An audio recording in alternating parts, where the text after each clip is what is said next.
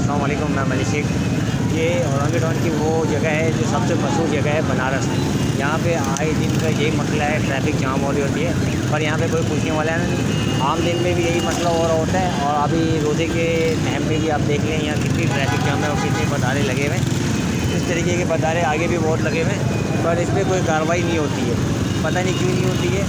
और ये आवाम को मुश्किलात का सामना है, रोज़ की बिना पे ये मुश्किलात का सामना है। ये देख सकते हैं आप, ये अभी मैं जहाँ तक जाऊँगा ये वहाँ तक लंबा ही जाएगा।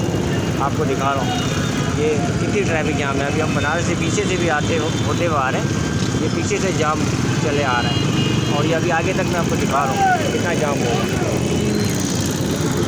ये देखो सारे बदारे वाले बैठे में, इनकी वजह से सारा ट्रैफिक जाम हो रहा होता है, पर यहाँ पे कोई कानूनी कार्रवाई नहीं होती, पता नहीं क्यों नहीं होती है, क्या वजह है।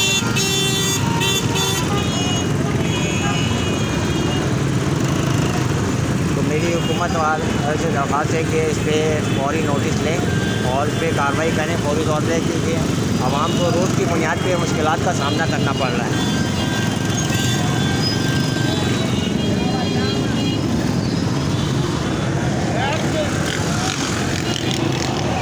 सीधा चलो सीधा।